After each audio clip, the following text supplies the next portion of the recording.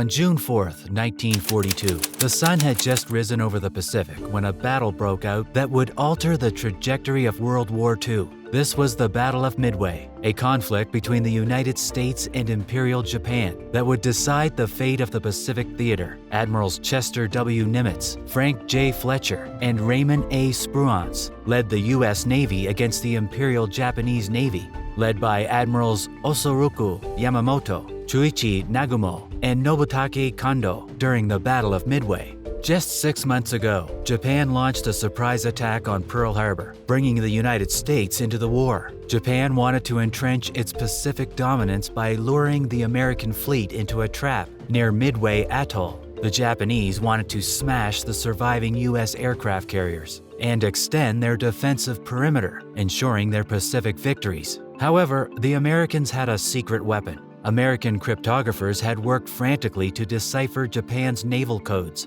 Their efforts paid off just in time. They intercepted critical Japanese messages, exposing the date and position of the planned attack on Midway. Armed with this information, the U.S. Navy prepared to turn the tables on its adversaries. As the first rays of sunlight hit the horizon on June 4th, the Japanese fleet was sailing towards Midway, confident in their approach. However, they were sailing into a cleverly planned trap. The Americans, forewarned and prepared, were ready to attack. As the conflict progressed, the Japanese aircraft carriers Akagi, Kaga, Soryu, and Hiryu comprised the core of the attacking force. These carriers had played an important role in the attack on Pearl Harbor, and their sailors were experienced veterans. Their decks were jam-packed with planes, preparing to unleash a deadly attack on Midway.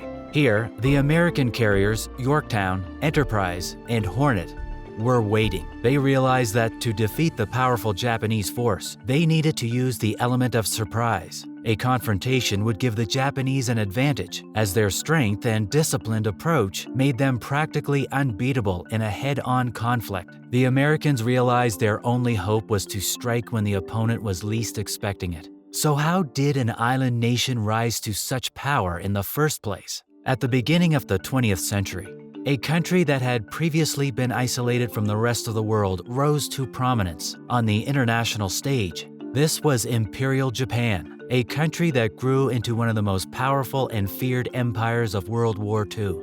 By the time the globe went to war, Japan had established itself as a major power in East Asia, with technological achievements, political influence, and economic strength to challenge even the most established Western powers. Japan's rise to power happened more behind the scenes. The Meiji Restoration of 1868, an era of vigorous modernization and change, laid the groundwork for Japan's rise. During this period, Japan quickly adopted Western technologies and industrial methods, abandoning its feudal past and emerging as a modern nation-state. The government made significant investments in infrastructure, trains, and ships, establishing the groundwork for an industrial economy that would drive Japan to the ranks of the world's great powers. By the 1930s, Japan had created a highly advanced military, complete with cutting-edge weapons, aircraft, and naval vessels to rival any other nation. The Japanese Air Force was proud of its Zero fighter planes, which were famed for their speed,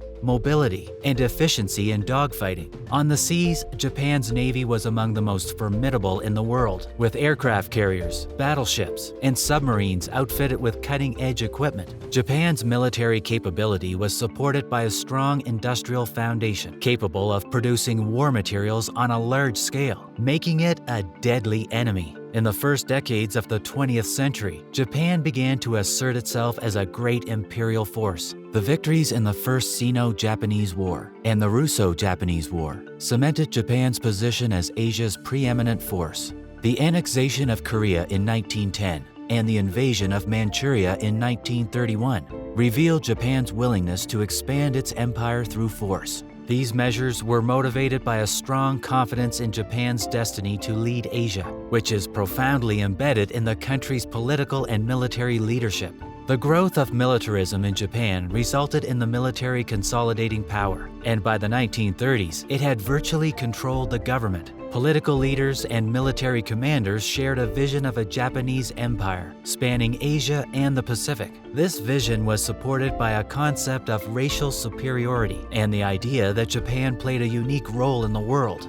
The military's grip over the state guaranteed that Japan's foreign policy became more aggressive, laying the groundwork for conflict with Western powers. By the time World War II broke out, Japan had developed into an industrial powerhouse, with an economic engine to support its military goals. The government had encouraged the growth of essential industries, such as steel production, shipbuilding, and chemicals, which were critical to the war effort. Japan's economy was further boosted by its colonies, which supplied essential resources like oil, coal, and rubber. These basic supplies were critical to Japan's war machine, allowing it to sustain a prolonged fight. Japan's economic policies were intimately related to its imperial ambitions. The Japanese government pushed the notion of the Greater East Asia Co-Prosperity Sphere, which envisioned a Japan-dominated economic bloc, embracing much of East Asia and the Pacific. This sphere was designed to give Japan the resources and markets required to sustain its military and economic dominance.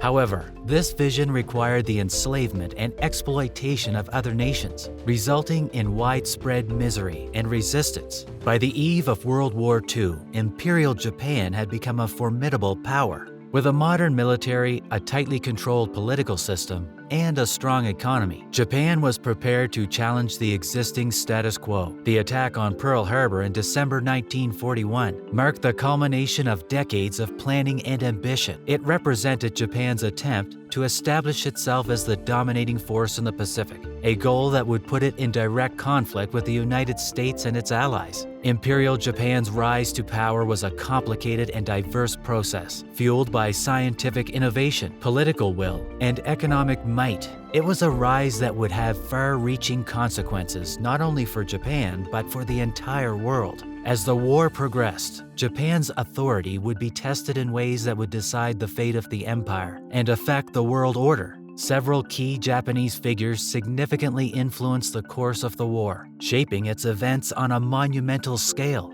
Among them, Admiral Isoroku Yamamoto stands out as a pivotal player in the Pacific theater. Admiral Isoroku Yamamoto, Japan's most recognized naval strategist, was not only the architect behind the infamous Pearl Harbor attack, but also a vital actor in the Battle of Midway, which turned the tide of the war in favor of the Allies. This chapter dives into Yamamoto's life, strategic brilliance, and critical role in the Battle of Midway, providing a thorough knowledge of the man who molded much of Japan's naval tactics during the war. Isoroku Yamamoto was born on April 4, 1884, in Nagaoka, on Japan's main island of Honshu. Interestingly, his birth name, Isoroku, which means 56, referred to his father's age at the time of his birth. Yamamoto was the seventh child in a samurai family, raised in a setting of discipline and tradition. Despite the tough surroundings of his early childhood, which included a rigorous schedule of gardening in the summer and snow removal in the severe winters, young Isoroku demonstrated a bright intellect and a deep fascination with the world outside Japan's shores. Yamamoto's early education was impacted by Christian missionaries, and while he never converted to Christianity, he was exposed to Western concepts and the English language from an early age. This early experience will later be crucial in his profession. Yamamoto's father instilled in him a feeling of curiosity and respect for other cultures, which contrasted dramatically with the xenophobic attitudes of many of his contemporaries. This open-mindedness laid the groundwork for his later resistance to Japan's forceful militarism, even though he remained a devoted patriot. His choice to join the Navy was influenced in part by a desire to return Admiral Matthew Perry's visit, a reference to the American naval leader who was key in opening Japan to the West in the mid-19th century. Yamamoto enrolled in the Naval Academy at Etajima at the age of 16, where he excelled academically and graduated 6th in his class of 1904. His early naval career coincided with Japan's triumph in the Russo-Japanese War, which had a significant impact on his strategic thinking.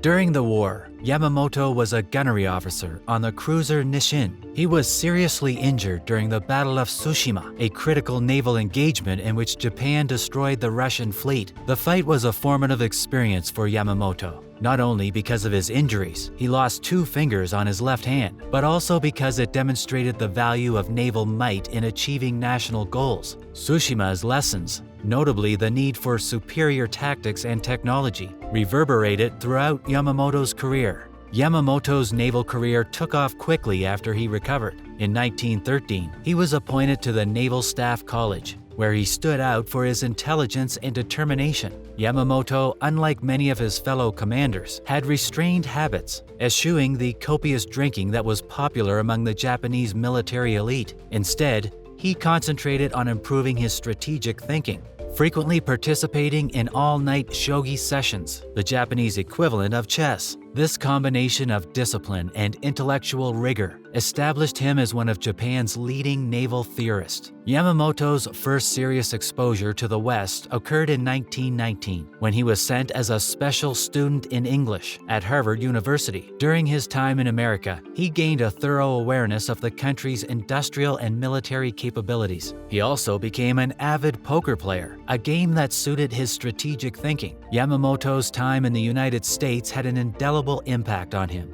He respected American culture and recognized the difficult struggle Japan would face if it ever went to war with the United States. Yamamoto continued to advance his career after returning to Japan in 1921. By the late 1920s, he was a strong proponent of naval aviation, seeing early on that aircraft carriers, not battleships, would be the key to future naval domination. This belief set him in conflict with the more conventional members of the Japanese Navy, who preferred the construction of large battleships. Yamamoto's insight in promoting carrier-based aircraft would eventually be key to Japan's early victories in the Pacific War.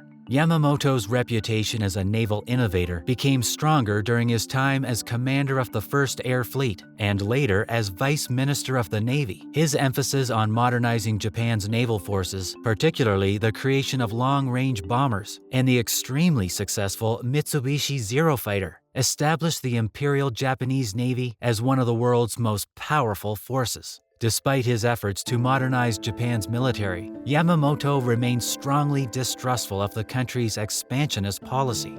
The road to Pearl Harbor, Yamamoto's strategic vision. As tensions between Japan and the United States rose in the late 1930s, Yamamoto increasingly clashed with Tokyo's militarist camp. He was a vociferous critic of Japan's cooperation with Nazi Germany and Italy, known as the Tripartite Pact, and he strongly opposed conflict with the United States. Yamamoto recognized that an extended battle with a country as resource-rich and industrially powerful as the United States would most likely result in tragedy for Japan. Despite his doubts, Yamamoto was a loyal officer, and when the decision was made to go to war, he wholeheartedly committed to the mission. His strategic thinking was based on the conviction that Japan's sole chance of victory lay in a decisive, preemptive strike that would cripple the U.S. Pacific Fleet. This belief inspired him to devise a strategy for the attack on Pearl Harbor, a daring and risky operation aimed at eliminating American naval might in the Pacific. Yamamoto's plan was influenced by several historical and contemporary factors.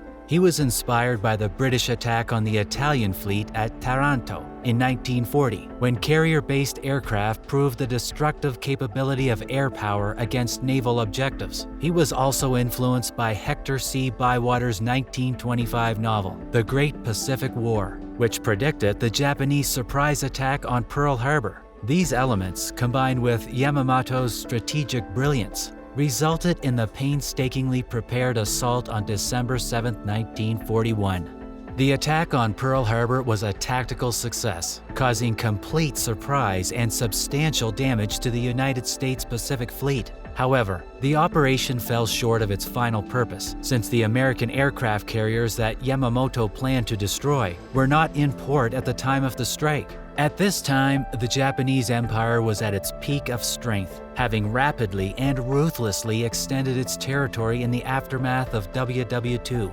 Following Japan's participation in World War II, it expanded even more quickly and brutally, gaining huge territory. The loss of British Hong Kong, the Philippines, British Malaya, Singapore, and the Dutch East Indies established Japan's supremacy in Southeast Asia, while also securing essential resources to fuel its war engine. The acquisition of the oil-rich Dutch East Indies, in particular, was a strategic achievement, supplying the empire with the vital resources it required to sustain its war operations. However, victory brought new obstacles. With their original goals met, Japan's military leaders faced the formidable challenge of consolidating their successes and planning for the next phase of the battle.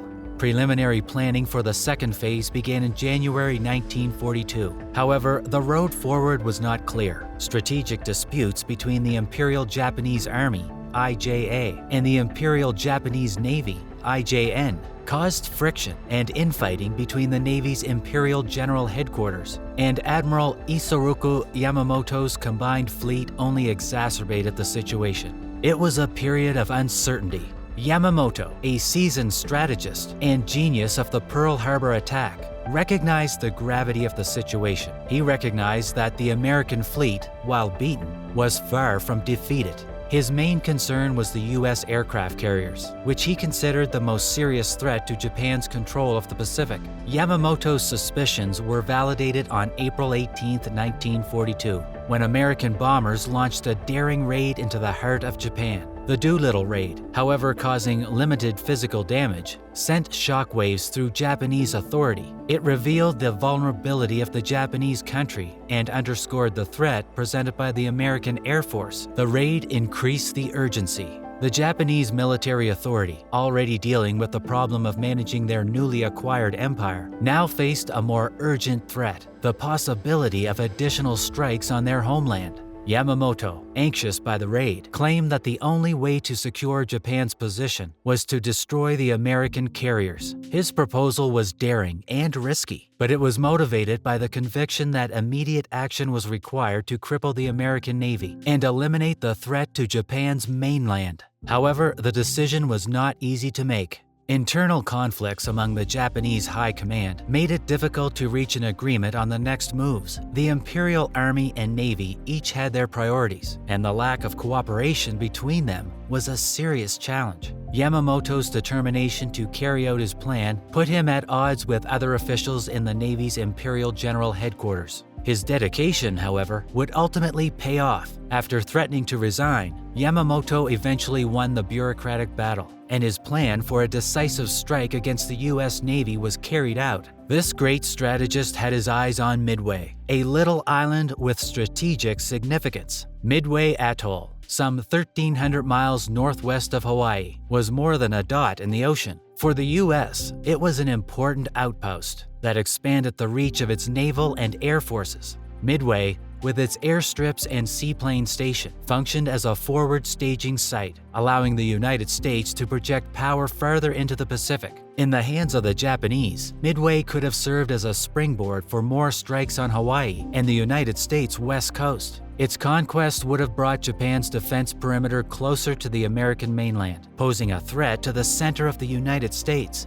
Yamamoto anticipated that the Americans would see Midway as a critical outpost and would be forced to protect it. More crucially, he reasoned that an attack on Midway would draw the American carriers into a decisive engagement, allowing them to be destroyed once and for all. The plan was massive and challenging, typical of Japanese naval tactics during World War II. Yamamoto's plan, codenamed Operation MI, required the coordination of many battle groups stretched across hundreds of miles of open water. It leaned primarily on the elements of surprise and the belief that the American fleet would react exactly as expected. However, the strategy was based on poor intelligence and a huge underestimate of American capabilities and morale. A string of errors in judgment in the months leading up to Midway would pave the way for a disaster that would change the lengths of power of Imperial Japan. During the Battle of the Coral Sea in May 1942, the Japanese suffered a setback with the loss of the carrier Shoho and substantial damage to other ships.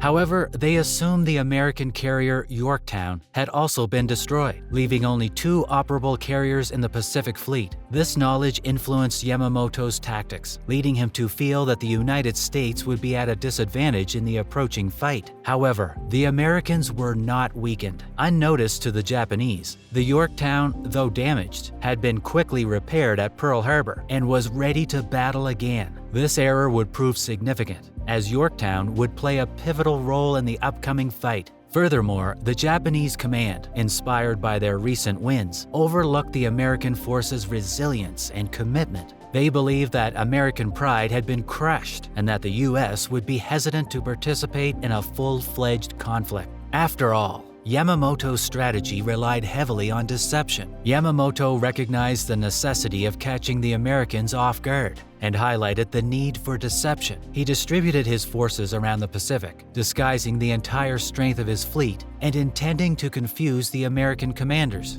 The plan was to lead the U.S. fleet into a trap where it would be overpowered by the combined strength of the Japanese Navy. However, Yamamoto's strategy had a fundamental flaw. His forces were dispersed, causing the numerous battle groups to be spread too thin and unable to properly support one another. This disconnected approach would make crucial parts of the Japanese fleet vulnerable, especially Vice Admiral Chuichi Nagumo's carrier force, which would face the brunt of the American onslaught. Furthermore, the large distances between Yamamoto's main force and Nagumo's carriers would hinder timely reinforcements, which would have serious effects during the conflict. Intelligence is a battle of wits. What Yamamoto didn't expect was the extent to which the U.S. had cracked Japan's naval codes. American cryptographers had broken substantial chunks of the Japanese naval code, JN-25, providing the U.S. Navy with crucial information about Japanese plans. This information would enable the Americans to plan their ambush, reversing Yamamoto's meticulously constructed trap on the Japanese. To obtain the Imperial Japanese Army's backing for the Midway operation, the Navy agreed to launch a simultaneous assault on the Aleutian Islands, which are part of Alaska Territory. The goal was to take Attu and Kiska to keep American bombers stationed in Alaska from reaching the Japanese home islands. However, this effort, known as Effort AL, would distract critical ships and resources away from the major battle at Midway. While some historians first saw the Aleutian operation as a ruse to deceive the Americans, it was planned to coincide with the attack on Midway. The timing was crucial. Due to a one-day delay in the sailing of Nagumo's task force, the Aleutian operation began a day before the Midway strike. This uneven scheduling meant that the Japanese forces were not entirely coordinated, hindering their ability to help one another. The forces sent to the Aleutians, while effective in their goals, would be unable to contribute to the crucial combat at Midway. The stage was set for the Battle of Midway. Yamamoto's grand strategy, characterized by ambition, deceit, and dependence on faulty intelligence, would soon collide with the reality of battle. The decisions made in the lead-up to the fight, ranging from forced dispersal to underestimating American capabilities, would affect the result of this critical war. The Battle of Midway would not only test Japan's naval supremacy, but ultimately decide the outcome of the Pacific War. The early years of World War II saw an intense fight for intelligence between the United States and Japan, notably in the Pacific Theater. Despite the enormous effort and resources invested by both sides, the surprise attack on Pearl Harbor on December 7, 1941, caught the United States military by surprise. The pre-war deciphering of Japanese diplomatic codes, including the Purple Code by the United States Army Signal Intelligence Services, SIS, revealed a deteriorating relationship with Japan, particularly when Japanese assets were frozen in July 1941. However, Navy cryptanalytic efforts, particularly in deciphering the Imperial Japanese Navy's IJN Command and Control Code JN-25, were originally limited and inefficient. Before the attack on Pearl Harbor, the United States Navy had limited means for deciphering Japanese codes. High-level diplomatic codes, such as Purple, were prioritized over the JN-25 code used by the IJN. Station Hypo, Pearl Harbor's radio intelligence unit, was only tasked to operate on the Admiral's code and not on JN-25, the IJN's major command and control code. In the early 1940s, cryptanalytic resources were limited. The principal cryptanalysis attempts against JN-25 was led by Station C, CAST, in the Philippines and the Navy Department's OP-20G in Washington. JN-25, which debuted in December 1940, provided a tremendous challenge for the U.S. Navy due to its complexity and limited resources. JN-25 included a codebook with roughly 27,500 entries, as well as an additive book for super enciphering the codebook values. The additive book was 300 pages, each with 100 randomly generated 5-digit groups. Unlike a one-time pad, these groups were repeated, complicating the decryption procedure. To crack the encryption, cryptanalysts had to collect a large number of intercepted messages over time. The key task was to recover the indication in each message, remove the additives, and finally recover the codebook values in order to interpret the plain text communications. On December 1, 1940, a second version of JN-25, called JN-25B, was introduced. The Japanese Navy often replaced the additive book, complicating the work of U.S. cryptanalysts. By August 1941, before the additive book update, U.S. cryptanalysts had recovered only roughly 2,000 code groups, or about 4% of the codebook. Before December 7, 1941, the United States Navy had little success interpreting JN-25 transmissions. The inability to decipher JN-25 meant that the United States received no notice of the coming attack on Pearl Harbor. On the morning of December 7th, IJN communications security and misread radar indications contributed to a lack of early notice. Despite intercepted IJN signals indicating intended operations against Hawaii, they were not decrypted until after the war. The restricted number of cryptanalysts and Japanese interpreters contributed to the failure to break JN-25. The IJN's encryption methods were very different from the machine ciphers utilized by the Germans, such as Enigma. Japanese codes were based on codebooks rather than computers, necessitating a different technique for decoding. A watershed moment occurred in early 1942. Following the Doolittle raid on April 18th, which entailed the surprise bombing of Japanese cities, including Tokyo. The psychological impact of the operation caused a considerable spike in Japanese radio traffic. This rise gave the U.S. Navy a wealth of new information, which was important to codebreakers. Following the Doolittle raid, U.S. intelligence was able to intercept and analyze an increased number of Japanese communications. This inflow of intelligence, along with increased traffic from previously less active units, enabled U.S. cryptanalysts to make significant headway in deciphering JN-25. The Battle of the Coral Sea, fought between April and May 1942, was another watershed moment in the United States cryptanalytic efforts. Intercepts from stations CAST and HYPO revealed allusions to a RZP campaign. Although the specifics of this campaign were not immediately evident, the analysis of intercepted messages revealed significant information about Japanese intentions and movements. The U.S. Navy's cryptanalysts concluded that the campaign was most likely an attack in the Southwest Pacific. This intelligence was also supported by enhanced communication between Japanese carriers and locations in Truk and Rabaul. The study of these signals confirmed Japanese carriers' existence and participation in the campaign. During this time, U.S. Navy cryptanalysts achieved a significant breakthrough on January 18, 1942, by translating a code group as Assault Landing Force. This data, paired with other intercepts, enabled U.S. commanders to anticipate Japanese actions and plan appropriately. The Battle of Midway in June 1942 was a pivotal encounter that highlighted the importance of information in combat. In the spring of 1942, Japanese intercepts began referring to a forthcoming operation with the designation AF. Rochefort and Captain Layton of Station HYPO assumed that AF stood for Midway based on the use of A designators for Hawaiian sites. Despite this expert guess, there remained some doubt regarding the accuracy of the intelligence. The debate between HYPO and the OP-20G in Washington over Japanese aims persisted. HYPO experts believed Midway was the prime target, although Washington thought the Japanese would target Fiji, Samoa,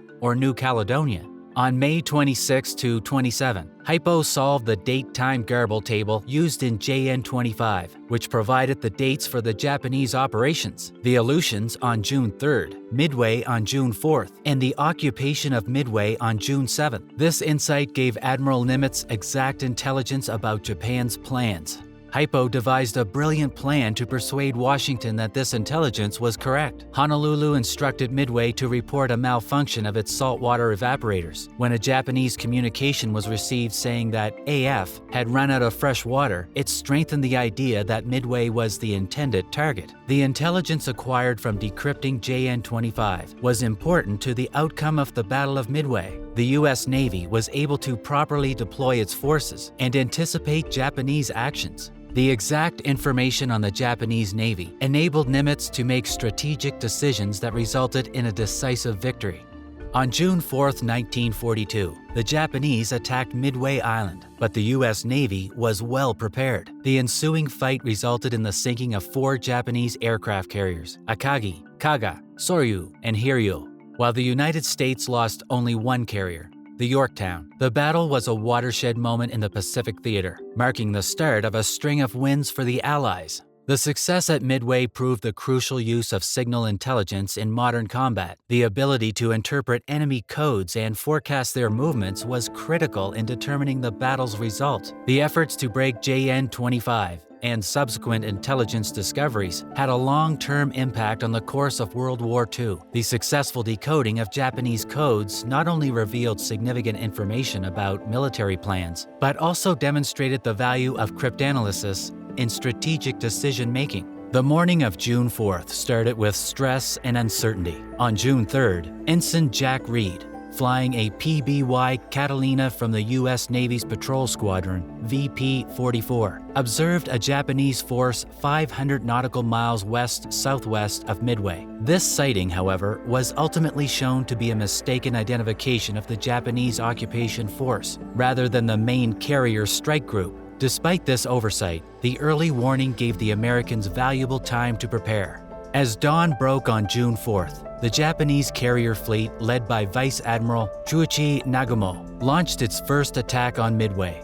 At 4:30, 36 D-3A Val dive bombers, 36 B-5N Cape torpedo bombers, and 36 A-6M-0 fighters lifted off from Nagumo's carriers and flew for Midway. The Japanese fleet's search aircraft, consisting of B-5Ns, Aichi E-1-3As, and Nakajima's E-8Ns, were also dispatched to locate the American forces. However, their reconnaissance was blocked by bad weather and insufficient coverage. At the same time, the United States had dispatched its reconnaissance aircraft. At 5:34, a PBY Catalina reported seeing 2 Japanese carriers, and minutes later, another saw the inbound airstrike. Midway's radar identified the impending attack, and American interceptors were swiftly dispatched. Despite their best efforts, the initial Japanese airstrike severely destroyed the Midway facility, with Marine fighters fighting the enemy but incurring considerable losses. The Japanese attack force was greeted with strong American anti-aircraft fire, causing damage to the Japanese aircraft. Out of the 108 aircraft involved in this initial assault, 11 were destroyed and several others were damaged. Despite this, Midway's defenses remained operational, and the island continued to serve as a staging area for American counterattacks. During this chaotic day, American aircraft stationed at Midway made several attacks on the Japanese carriers. Marine Scout Bombing Squadron 241, VMSB-241, and other American forces, notably B-26s and B-17s, attacked the Japanese Navy. However, these strikes were generally ineffective due to strong Japanese defenses, which resulted in the loss of several American planes. Lieutenant James Murray, after dumping his torpedo, made a dramatic run along the length of the Akagi, strafing the carrier and killed 2 men before colliding with the water. Another B-26, piloted by Lieutenant Herbert Mays, made a desperation dive at Akagi's bridge and crashed into the water. The day's core drama developed as Nagumo faced a key decision. Following the philosophy of launching fully constituted strikes, he had kept half of his aircraft in reserve, armed for anti-ship operations. However, after receiving a report from an American carrier force, Nagumo was forced to alter his preparations. At 7:15, Nagumo directed his reserve planes to be rearmed with bombs for land targets. This decision was motivated by the immediate risk posed by Midway's counterattacks. By 7:40, a delayed scout plane had reported a single American carrier, but critical information regarding the overall makeup of the American force remained unknown. Nagumo faced a difficult decision: make an urgent strike with his available aircraft, or wait until his first strike group returned and his reserves were properly armed. The decision to wait was costly. While Nagumo hesitated, the American carriers had already began their strikes. Admiral Fletcher, on board the Yorktown, directed his men to engage the Japanese carriers as quickly as possible. Admiral Spruance commanded the American carriers Enterprise and Hornet, which launched their aircraft at 7. Yorktown followed at 8. Because of the requirements for speedy launch and coordination, the American strikes were carried out in stages. Despite a lack of perfect coordination, American aircraft flew to the target. The Japanese fleet, caught off guard and in the process of rearming, was confronted by a powerful American assault. As the American torpedo bombers, particularly those from VT-8, assaulted the Japanese carriers, they were met with strong Japanese defenses. The torpedo attacks were mostly ineffectual, with the majority of these torpedoes failing to reach their objectives or malfunctioning. However, these strikes had a major impact. They kept the Japanese carriers off balance, hindered their counterattack plans, and depleted their fighter defenses. The important turning point occurred when American dive bombers, led by Lieutenant Commander C. Wade McCluskey, identified the Japanese carriers' locations. McCluskey's squadron, along with those from Enterprise and Yorktown, arrived nearly simultaneously to target the Japanese carriers. At 10:22, American dive bombers from Enterprise's VB-6 and VS-6 squadrons launched an attack on Kaga and Akagi. Despite initial miscommunications, the American dive bombers caused massive damage. Kaga was hit by many bombs, resulting in extensive burns and damage that eventually led to its sinking. The Kaga bridge was hit, killing Captain Jisaku Okada and several senior officers. Akagi, the flagship of the Japanese carrier fleet, was hit by a single bomb, resulting in devastating damage. The bomb burst among armed and fueled aircraft on the hangar deck, causing major fires and structural damage. Nagumo and his crew were forced to evacuate the carrier, which was later scuttled. Yorktown's VB-3 squadron targeted Soryu, resulting in multiple direct hits and substantial damage. Soryu, like Kaga and Akagi, was quickly consumed in flames and needed to be abandoned. The Japanese fleet was left with only one operating carrier, Hiryu. Despite losing her sister ships, Hiryu continued to conduct counterattacks against American forces. At around 10, Hiryu's planes struck Yorktown, causing considerable damage and momentarily disabling the carrier's flight deck. Despite the damage, Yorktown's crew restored some operational capabilities, allowing the carrier to continue fighting. In the last moments of the conflict, Hiryu's remaining planes launched additional attacks against the American fleet. However, the damage by the American dive bombers severely weakened the Japanese carrier force. Hiryu, alone and severely damaged, was eventually attacked and sunk by American planes. At the end of the day, the Japanese lost 4 carriers: Akagi, Kaga, Soryu, and Hiryu, while the Americans suffered damage to the Yorktown, which later sank on June 7th. The Battle of Midway was a momentous victory for the United States, changing the balance of naval power in the Pacific. The Battle of Midway proved both the efficacy of carrier-based aviation and the strategic relevance of intelligence and reconnaissance. The American triumph not only halted Japanese expansion, but also provided the framework for future Pacific theater successes. Late in the afternoon, a scout plane from the USS Yorktown spotted the Hiryu, resulting in a successful American counterattack. With aircraft from both her deck and the Yorktown, the USS Enterprise unleashed a final strike of 24 dive bombers.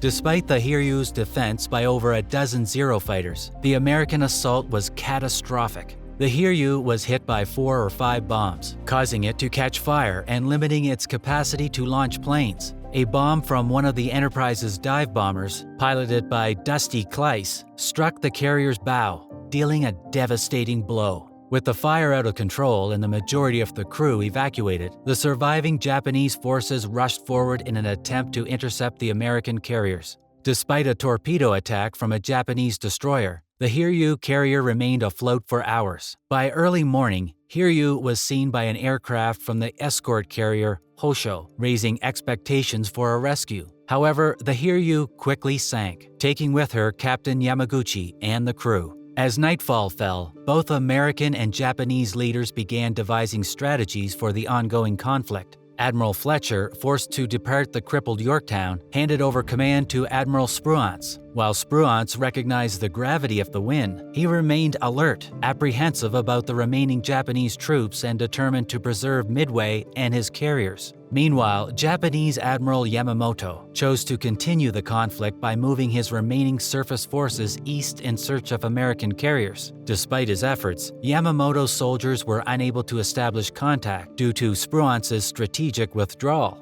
Yamamoto ordered a general retreat, which was fortunate for the Americans because a night engagement with Yamamoto's big ships would have been fatal. Despite persistent searches, Spruance had not been able to restore contact with Yamamoto's forces as of June 5th. His subsequent search and destroy mission, launched late in the day, missed Yamamoto's main body and failed to strike a straggling Japanese destroyer. Spruance's instructions to illuminate the carriers helped the landings as darkness fell. The USS Tamber, commanded by Commander John Murphy, made an important but ultimately inconclusive contribution in the early hours of June 5th. An imprecise report of 4 large ships caused Spruance to believe they were the main invasion force, prompting him to take steps that may have avoided a direct clash with Yamamoto's main fleet.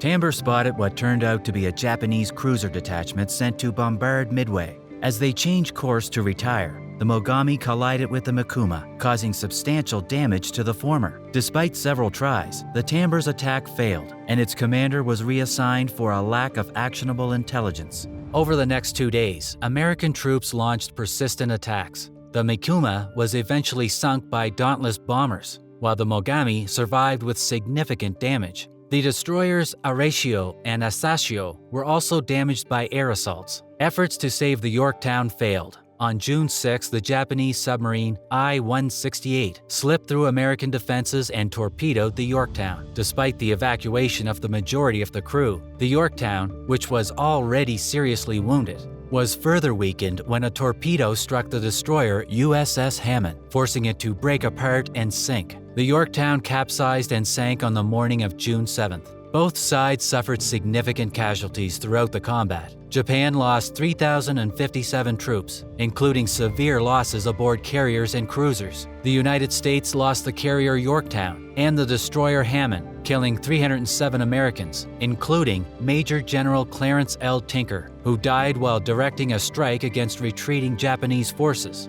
As the smoke cleared, the epic Battle of Midway left an indelible impact on naval history, demonstrating the furious and costly character of maritime combat. As the sun fell on June 4, 1942, the American forces, having won a decisive victory, began to retire. The American fleet, now in a position of strength, needed to regroup and restock. Admiral Raymond Spruance, who assumed command following the loss of the carrier Yorktown, decided to evacuate to the east. This maneuver was critical for numerous reasons. First, his destroyers needed to be refueled, and the fleet needed to connect with the USS Saratoga, which was bringing in replacement aircraft. By the afternoon of June 8th, Fletcher, the commander of the carrier force, had switched his flag to Saratoga and regained control of the American carriers. For the next 2 days, Fletcher and his team conducted search missions to check that the Japanese were no longer approaching Midway. On June 10th, the decision was reached to evacuate the area, and the American carriers returned to Pearl Harbor. Spruance faced criticism after the war for failing to pursue the withdrawing Japanese forces. Samuel E. Morrison, a historian, said in 1949 that some believed Spruance's decision permitted the Japanese surface fleet to escape. However, later evaluations such as Clay Blair's in 1975 suggested that pressing on could have been devastating. The American aircraft had sustained heavy losses, notably the torpedo bombers. This, along with the destroyer's critically low fuel levels, made it impractical to continue the attack. The Japanese faced their issues in the aftermath of the conflict. On June 10th, the Imperial Japanese Navy provided an imperfect description of the battle's outcome. Nagumo's entire report, submitted on June 15th, was kept secret, revealing only the scale of the defeat to the highest levels of the Japanese military and government. The Japanese people and much of the military leadership were taught to believe in victory. Only a few people, including Emperor Hirohito, knew the full extent of the losses, which included both the carriers and their personnel. When the Japanese fleet returned to Hashirajima on June 14th, the wounded were immediately moved to naval hospitals and labeled as secret patients to conceal the defeat. Officers and troops were promptly reassigned to other groups, with many being sent to fight in the South Pacific, where many died in combat. Despite the setback, no senior officers were held accountable. Admiral Nagumo was even reassigned to lead a rebuilt carrier fleet. In reaction to the losses, the Japanese Navy implemented new measures to increase ship safety and efficiency. Carriers were rebuilt with features such as fewer flight deck elevators and improved firefighting capabilities. The Japanese also began training more crew members in damage control. Despite these attempts, subsequent losses in fights such as those in the Eastern Solomons and Santa Cruz Islands revealed that substantial problems persisted. Replacement pilots were rushed through a rigorous training routine to satisfy the fleet's immediate needs. This resulted in a decrease in the quality of pilots, who were frequently inexperienced. As a result, Japan's naval air groups, which were once strong, weakened over time. In contrast, the United States Navy continued to improve, thanks to a more efficient pilot rotation system and increased shipbuilding plans. The Battle of Midway also demonstrated the significance of naval cryptography and intelligence. American code-breaking efforts were critical to securing victory and continue to play an important role throughout the conflict. This skill was critical to following achievements, such as the downing of Admiral Yamamoto's jet in 1943. In addition to its strategic significance, the combat had far-reaching ramifications for both Japanese and American soldiers. Japan abandoned its plans to meet Nazi Germany in the Indian subcontinent. The loss of 4 key aircraft carriers had a tremendous impact on Japanese naval operations. Without air superiority, the Japanese were unable to mount large offensives in the Pacific. On the American side, the conflict marked the start of a change towards strategic initiative. While both sides continued to engage in heavy combat, Midway enabled the Allies to commence the Guadalcanal campaign, shifting the balance of power. By the end of 1942, new American carriers had entered service, greatly boosting the U.S. Navy. The fight had an impact on both shipbuilding and naval aviation training. The United States Navy's quick expansion and improvement in training methods allowed it to maintain an advantage over the Japanese throughout the conflict. By the Battle of the Philippine Sea in June 1944, the Japanese had rebuilt their carrier forces in terms of size, but their planes were out of date and piloted by inexperienced aviators. As the war proceeded, the need for air superiority was highlighted by the events of Midway. The battle revealed that without control of the skies, successful offenses were almost impossible. This lesson remained crucial for the rest of the conflict. The finding of the sunken ships from the conflict created its own set of issues. The tremendous depth of the ocean in the fighting area made study challenging. However, in 1998, Robert Ballard and his colleagues found and photographed the USS Yorktown. This finding revealed the ship's amazing condition. Later, in 2019, the Japanese carriers Kaga and Akagi were discovered, providing additional insight into the battle's actions. The Battle of Midway was a watershed moment in World War II, reshaping naval strategy, changing the trajectory of the Pacific theater, and emphasizing the crucial necessity of intelligence and air dominance. The aftermath of the conflict revealed the tremendous impact of these lessons on both Japanese and American forces, laying the groundwork for future engagements and eventually leading to the Allies' triumph in the Pacific.